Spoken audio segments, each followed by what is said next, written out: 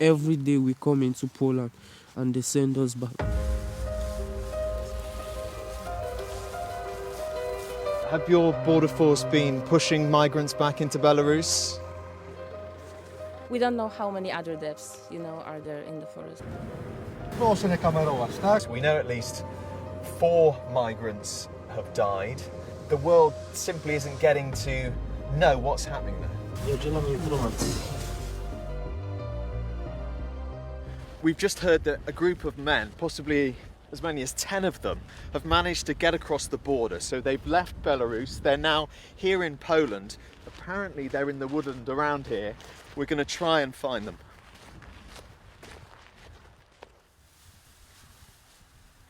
The men we meet thought they were going to die, here in the freezing forest.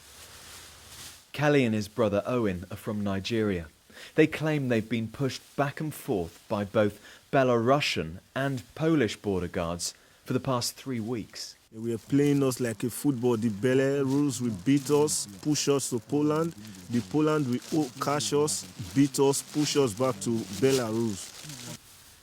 These 10 men say they'd flown to Belarus from various countries with the promise they'd be able to travel on to a neighbouring country in the EU. They threatened us by their gun. There was a time they released a bullet. We're scared. We don't want them to shoot us. EU countries put economic sanctions on Belarus after a crackdown on political opponents. Now they accuse it of sending migrants their way in retaliation to try to destabilise the region. 21-year-old Magellan from Cameroon explains how the Belarusian forces led them to the Polish border. They take us at night, around sometimes 8 o'clock, sometimes 9 o'clock, 12 o'clock. They monitor the Polish police across the border. They tell us this way, there's no Polish police. So they will tell us we must cross those wires. So we creep, we crawl under, and then while we go inside, maybe if the Polish police happens to see you, they will take you back. We can see a lot of people here are not in a good state. Apparently a doctor's on the way, but also the border force are on the way, so it's not clear what's going to happen to these men. EU members Poland, Lithuania and Latvia have each declared a state of emergency along their border in response to a huge rise in the number of attempted crossings from Belarus. We try to reach the area that Poland has sealed off.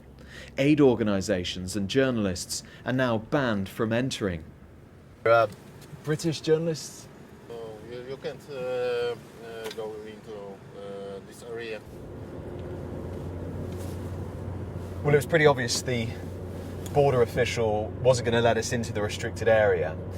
And human rights groups are really worried about what's happening inside this place. We know at least 4 migrants have died. And the concern is the world simply isn't getting to know what's happening there.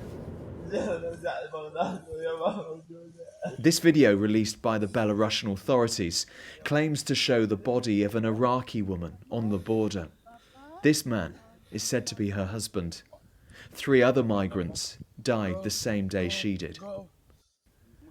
The Polish parliament has voted that migrants can be pushed back over the border, a tactic illegal under international law. Jest to już zorganizowany, można powiedzieć, szturm na granicę polską i my się na pewno nie ugniemy i nie możemy być przedmiotem szantażu. We're back in the forest. Another young man stumbles across the group. Jafar is a 20-year-old from Iraq. He says he hasn't had food or water for 3 days. He's got hypothermia.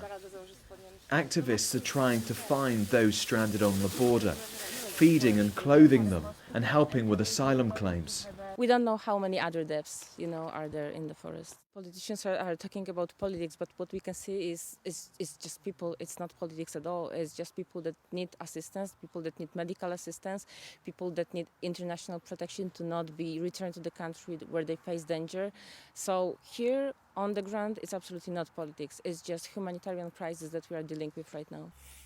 The fear among charities, human rights groups, is that we're going to be seeing more of this because more people are coming to Belarus, more people are trying to get across the border into Poland, into the European Union. Michael is a father of 3 from Sri Lanka. I asked to call my wife. No. They refused to give at least one single minute call.